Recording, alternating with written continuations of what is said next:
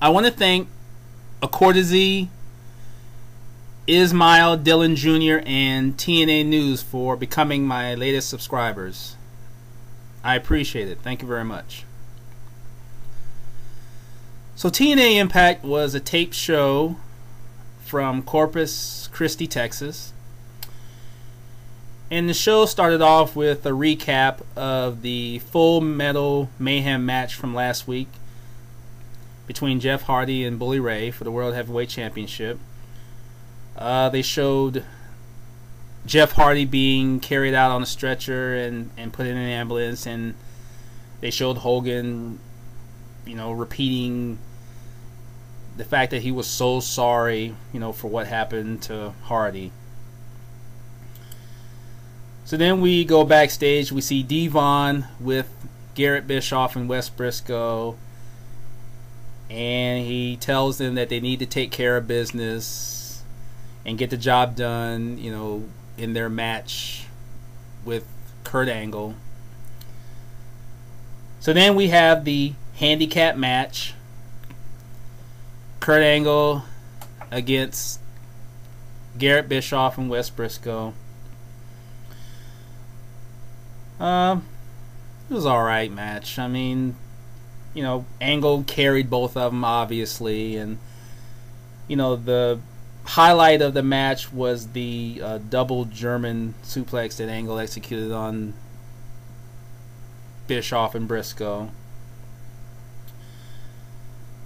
The match ended with Angle putting the ankle lock on Wes Briscoe, and some members of Aces Nates had come to the ring by that time, and Garrett Bischoff wrapped the chain around his fist and hit Kurt Angle from behind with it, and he goes down, and Garrett Bischoff pins Kurt Angle, and Garrett Bischoff and Wes Briscoe win the match.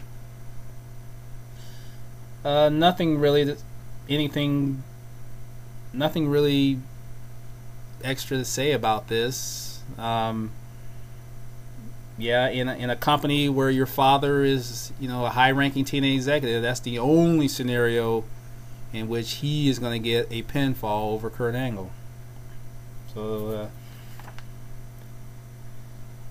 and then after the match was officially over, Bischoff and Briscoe deliver a double power bomb to Angle, and then Mr. Anderson gets on the mic and he basically talks about how things are going to be, and he points out the fact that Sting has deserted Hogan, and Hardy has been put out of commission, and now Angle has been taken out.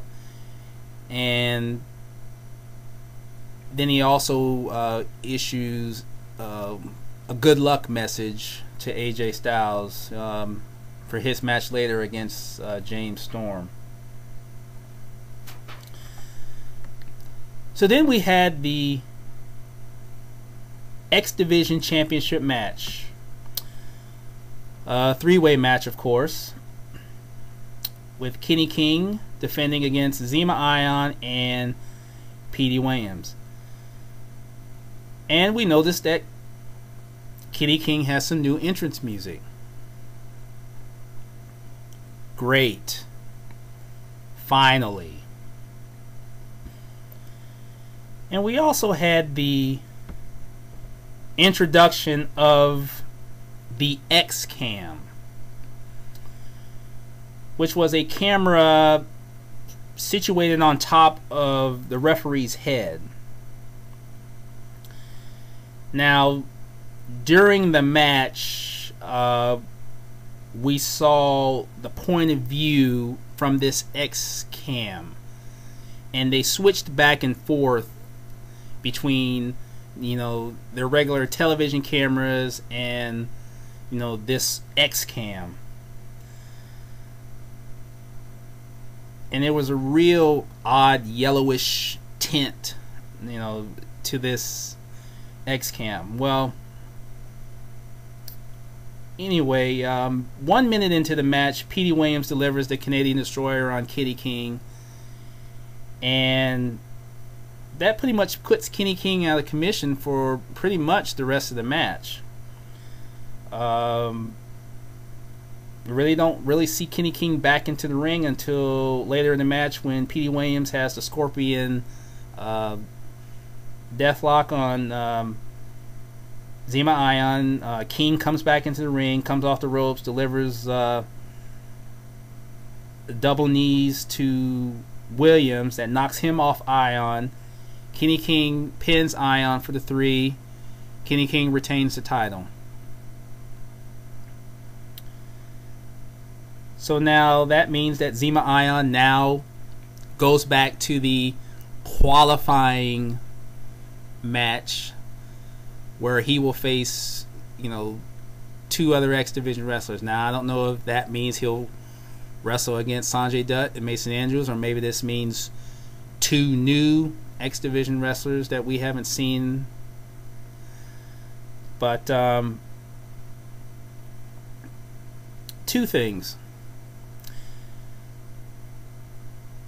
I think this X-Cam would be put to better use if you use it to show replays after the match. Replays of, spectacular spots that occurred during the match. I think that would be a better use for it. Not to cut back and forth during the match between the X-Cam and the television cameras, because there was one part during the match where you saw the point of view of the X-Cam and the referee is delivering a 3 count, and as he's delivering that 3 count, his head is moving, and you see the jerkiness of the camera at that time. And I see why TNA would think this was a good idea, but not for the reasons that they did it. I think it's better for replays after matches, not necessarily during the match, because the back and forth was just very awkward. Another thing, these X Division rules suck.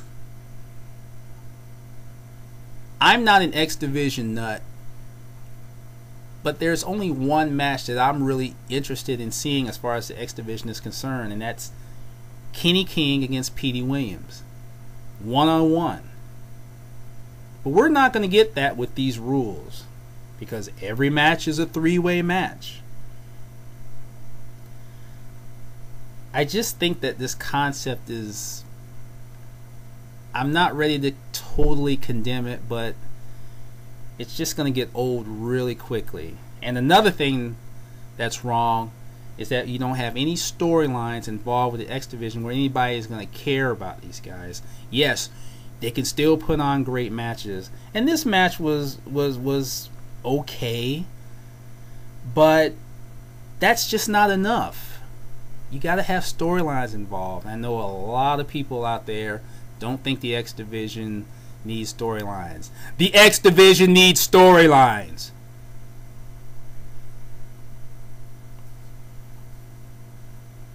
So then we see Magnus talking about his TV title match with Devon. Yes, Devon is going to defend the television title on the show.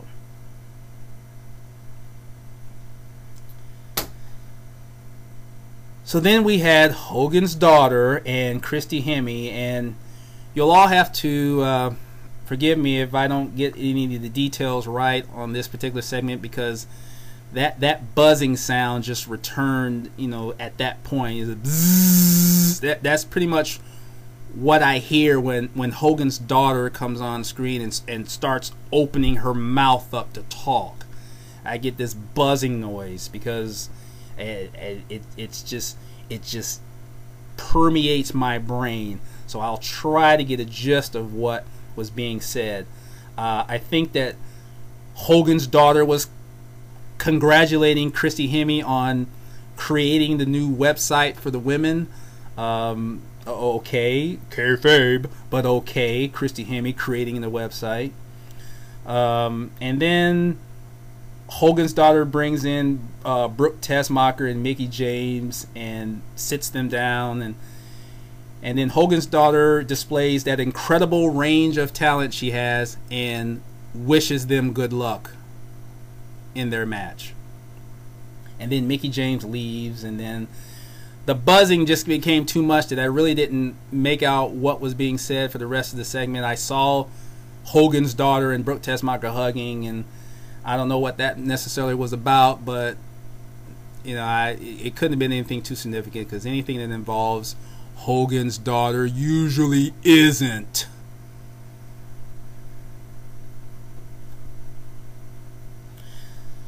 So then we had the TV title match. You had Devon against Magnus.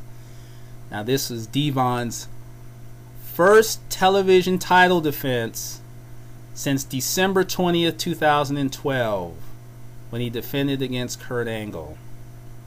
Devon comes to the ring, and then he's waiting for Magnus to come out.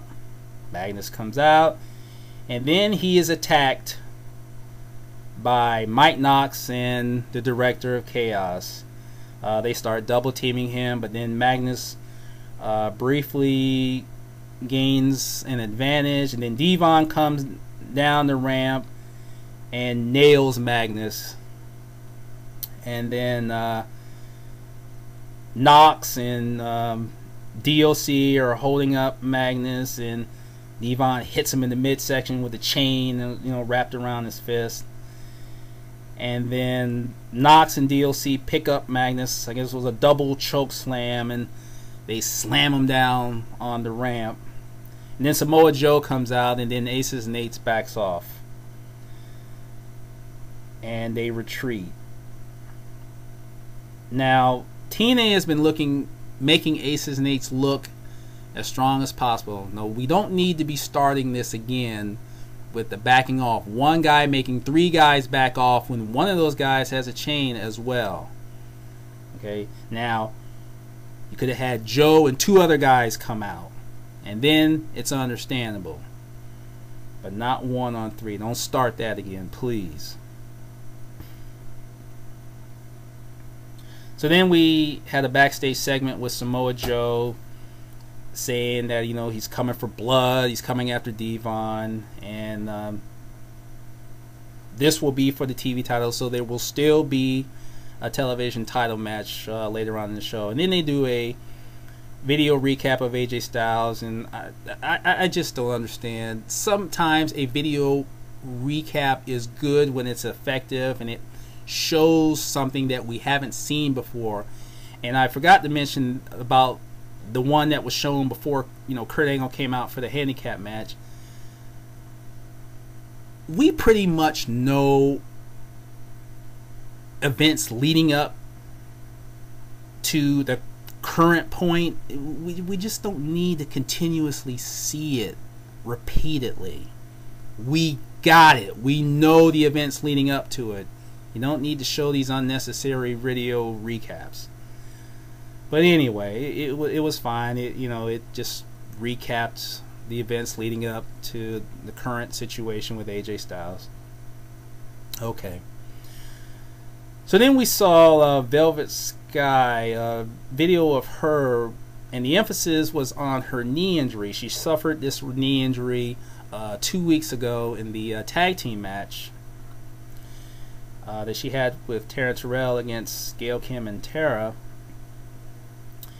And I like this from the fact that TNA, put emphasis on a wrestler dealing with a real injury, because it's not a kayfabe injury. This was a real injury she suffered during that match. Because usually you will see TNA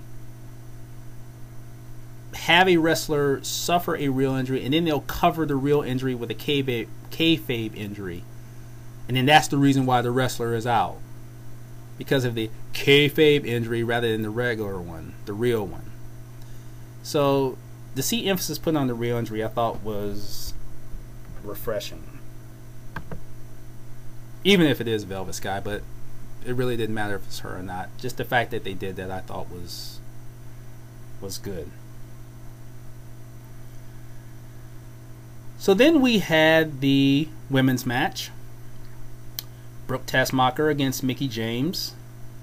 and the winner will become the #1 contender for the women's championship. Decent match. I mean, it a little slow at first, picked up. It was all right. Wasn't bad, but it could have been better. But it didn't suck.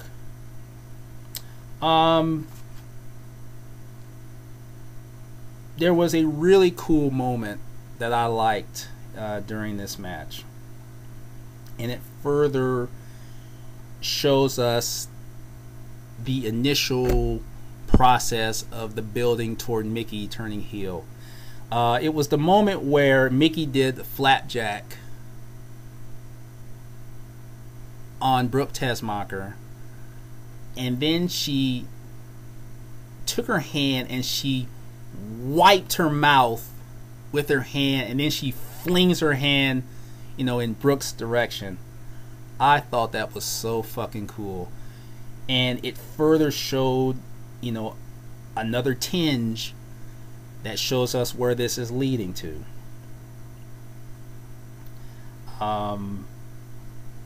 Now, there was one thing they did which I'm still trying to figure out why they did this. But the match is still going on at this time, and TNA decides to do a mini summary of, you know, events that happened earlier in the match leading up to the match that is still going on. Oh, gee, TNA, I don't know. How about putting the attention on what's happening still, rather than recapping what happened earlier in the match when the match is still going on?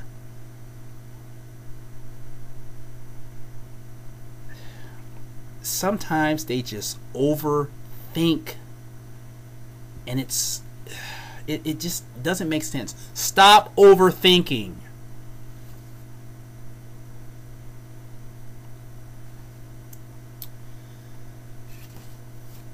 So anyway, the match ends.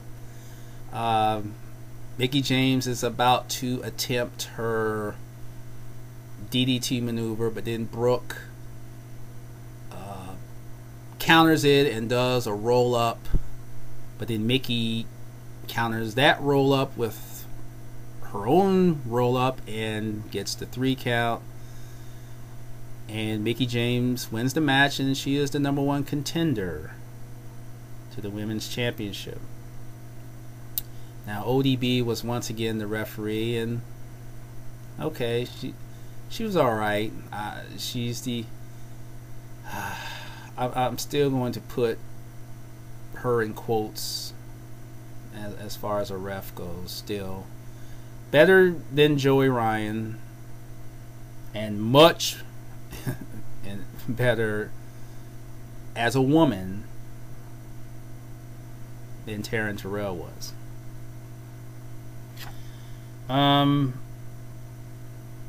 You know, this is the 3rd consecutive week that a women's match ended with a roll up. Need to do something about that. Need to do something about that.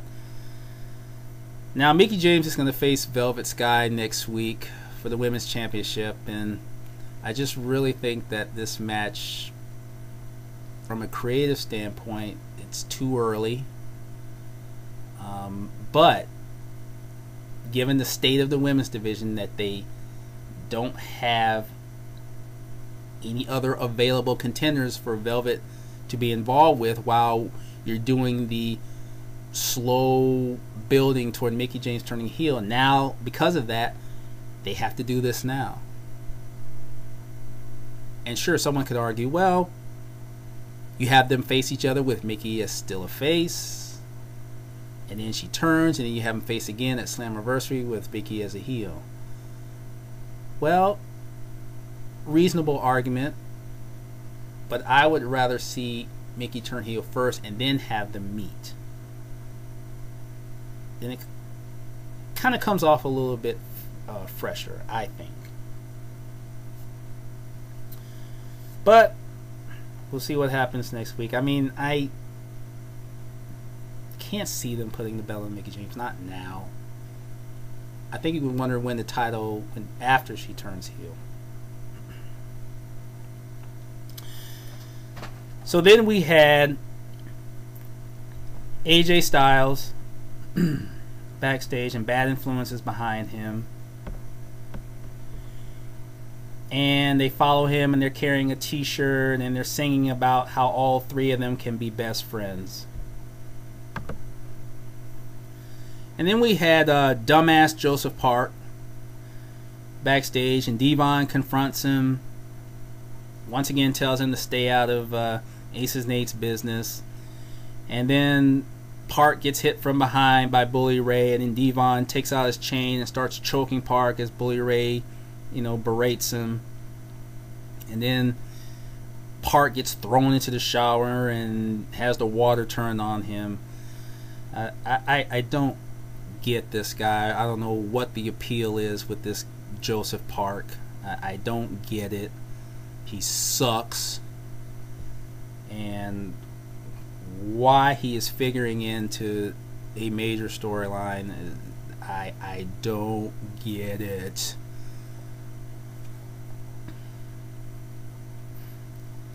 So then you had Mickie James doing a promo, and I thought that this was the best promo that I have seen from a woman in TNA in a long time.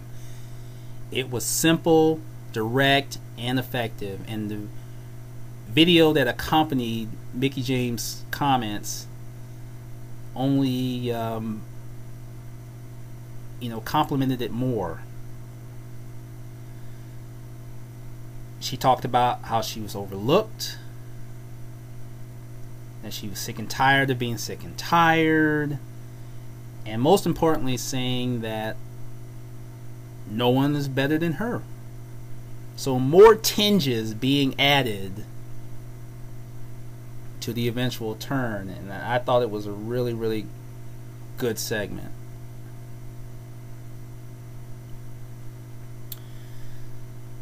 So then we had Bad Influence come to the ring, and Christopher Daniels talks about their t-shirts are on sale. He talks about the Bad Influence movie, and they have a shirt for AJ, and they want him to be part of the team. And then Cass talks about how they deserve a title shot against Chavo Guerrero and Hernandez, and then Robert Roode and Austin Aries come out to the ring, and they say that they're the #1 contenders to the World Tag Team Championship. And then Daniels says something about, because of the fact that Roode is Canadian, that his opinion is only 3/4 of an American's opinion. And then Aries says, well, since his opinion is worth 1 1/4, add it to Roode's opinion, that makes 2 whole parts. And then they get into this back and forth, which touches on alleged homosexuality between Kazarian and Daniels. Kazarian saying that Roode copied his hairstyle because Kaz did it first, and then Kaz calls Aries a vegan, and then Aries says that he's a vegan because Daniels and Kazarian put meat in their mouth when he doesn't. And the back and forth just continues, and then Daniels and Kazarian back off and leave the ring, and then we see Chavo Guerrero and Hernandez standing behind Roode and Aries. Then Roode and Aries turn around, and they both get clotheslined, and then they leave the ring. And then Chavo picks up the mic and holds up his belt and says, "This is why we're better." Now, this was the best Chavo Guerrero promo that I have ever seen, because it was that short.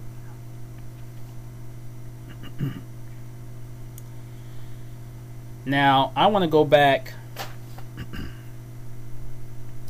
to the exchange between Daniels, Kazarian, and Rude and Aries. Now, when Aries made the comment about his opinion being 1 1/4 and added to Rude's 3/4, that would make 2 whole parts. Did you notice that the reaction on Aries' face, even with the sunglasses on? Did you notice his reaction? He even knew how stupid that sounded. But here was the one thing that really made me cringe.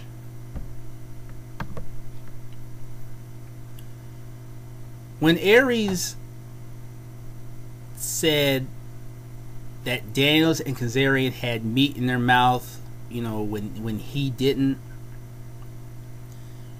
Rude jumps up and down like a little kid and points at them.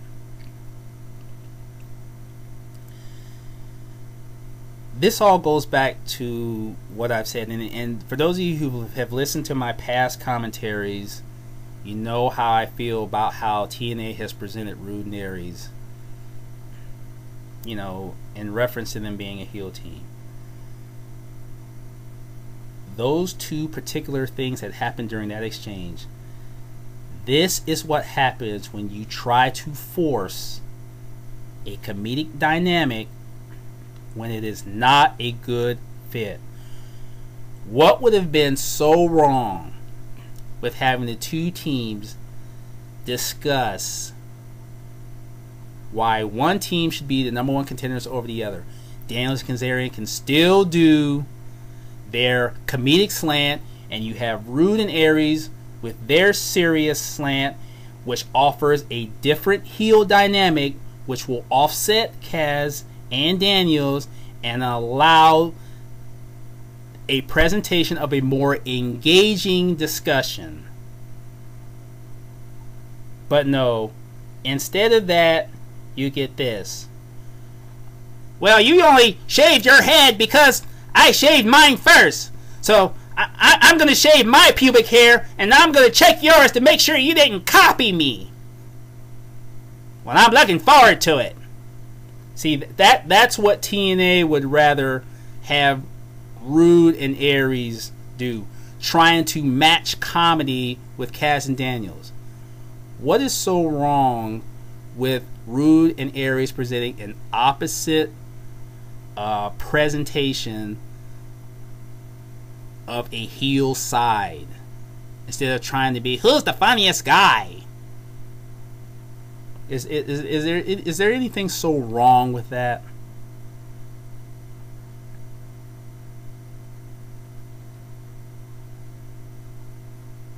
I will continue to say this, and no one is ever going to change my mind on this.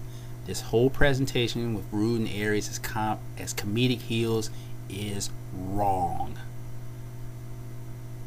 I know a lot of you think it's so hilarious. Good. It's all wrong. And I will stop making the comparisons between Rude and Aries and Tully Blanchard and Arn Anderson, the potential that TNA could have made with that, because they are too blinded to see that. So I will not talk about that anymore. But it is still a wrong presentation. I will continue to say that.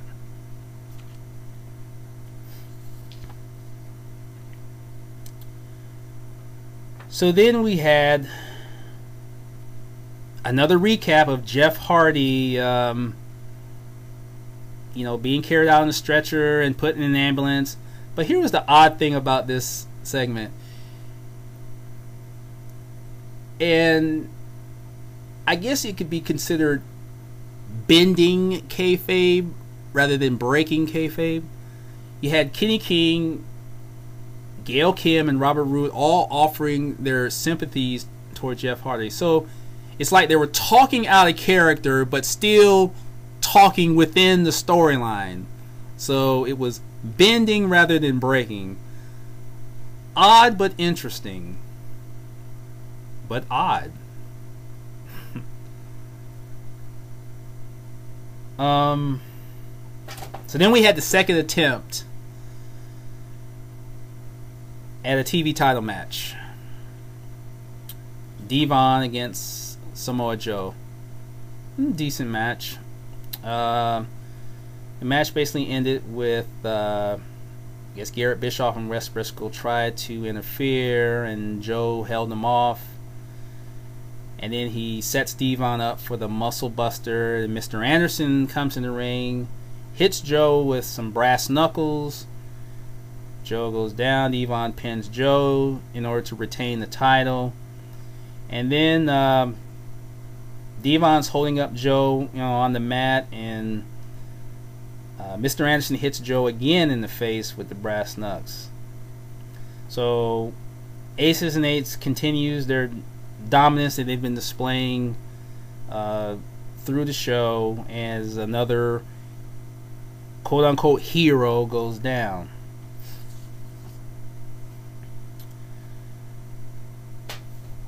So then we had the main event. You had James Storm against AJ Styles. Now AJ Styles is in, some darker tights. I really don't know why they have him coming out to the same music. I think they should come up with music, to be more in sync with his, darker character. It was an alright match. AJ had to tone down the high flying moves that he usually does, because otherwise, it wouldn't make too much sense for him to do that. While he's displaying this dark character, that he's portraying right now. But during the match, Bad Influence come out and they watch the match from the ramp. Storm attempts a super kick. AJ Styles grabs his leg and blocks it, and then pulls him down on the mat and executes a submission maneuver where he's bending Storm's leg back. Storm taps out. AJ Styles wins the match. So Bad Influence come down. They're congratulating Styles. They raise his arms in victory. Then Styles clotheslines Kaz, and then he Pele kicks Daniels. Then Aces and Eights comes to the ring, and Styles leaves the ring, and then Aces and Eights, they attack Storm, Kazarian, and Daniels. And then Bully Ray gets on the mic, and basically he says that Aces and Eights has taken out all the heroes and it's all Hogan's fault. And then he wants to meet Hogan face to face next week, and that pretty much ended the show. Now,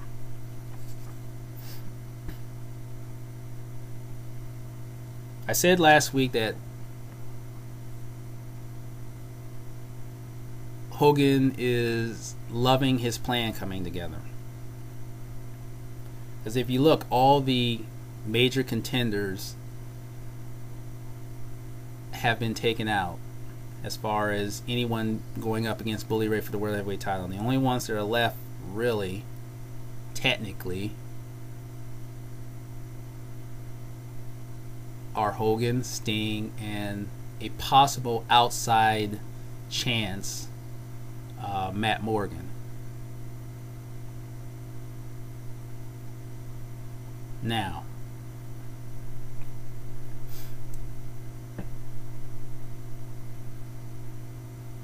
will Hogan be the guy that allows it to be about someone else? Someone that most people would like to see get that shot? That being Matt Morgan? Or is Hogan going to be the guy that makes it about himself?